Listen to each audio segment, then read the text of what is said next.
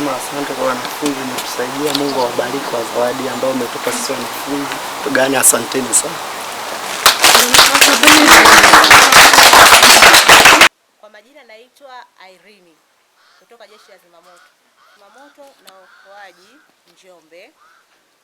Katika kuelekea siku ya wanawake duniani ambayo inaadhimishwa tarehe 8 mwezi wa 3, ambayo inaenda sambamba na kauli mbiu inayosema haki na usawa kwa wanawake na wasichana, msingi jumuishi kufikia dira 2050.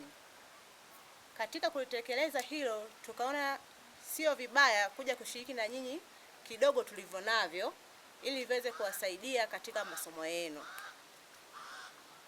Kwa hiyo tumekuja hapa, tunaomba mpokee, tusherekee wote hiyo sikukuu itakapofika, ili na nyinyi muwe sehemu yetu sisi wa zimamoto.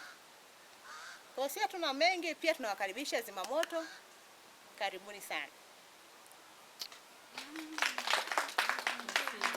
Tulivyokuja navyo kuna daftari, peni, sabuni, taulo za kike na mafuta ya kujipaka. Tunaomba mvipokee. Nasema asante kwa wanafunzi mtusaidia. Mungu awabariki kwa zawadi ambayo umetupa sisi wanafunzi. Tugane, asanteni sana. Kwa jina naitwa Rose Mbuya, mkuu wa shule ya sekondari. Kwanza napenda kushukuru kwa watumishi wanawake kutoka Jeshi la Zimamoto na Uokoaji mkoa wa Njombe. Wamefika shuleni kwetu, wametuletea zawadi zikiwemo madaftari, kalamu, sabuni pamoja na taulo za kike za wanawake.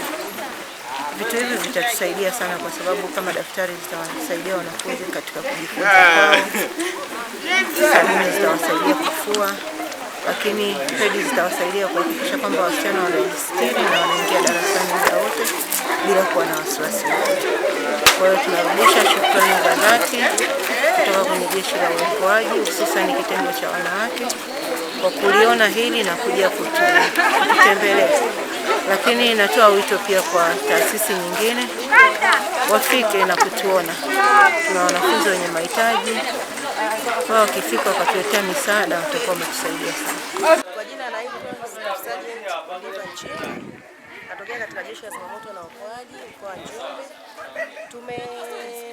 Kupitia sikukuu ya maadhimisho na sikukuu ya wanawake ambayo ni tarehe 8 mwezi wa 3, tumeguswa sehemu mbalimbali, hasa sehemu ambayo watoto wenye mahitaji zaidi ambayo ni muhimu. Kwa hiyo sisi kama mkoa wetu wa Njombe tukaa tumeteua kituo cha watoto wenye mahitaji ambao ni wanaita ni kiziwi, wenye mahitaji, wenye matatizo ya kusikia au kuelewa. Tukaona tulete baadhi ya vitu ikiwemo kama madaftari, peni, taulo za kike, mafuta kupaka ili viweze kuwasaidia kama daftari katika masomo, peni, pia taulo za kike kwa mabinti na sabuni za kulea na vipande.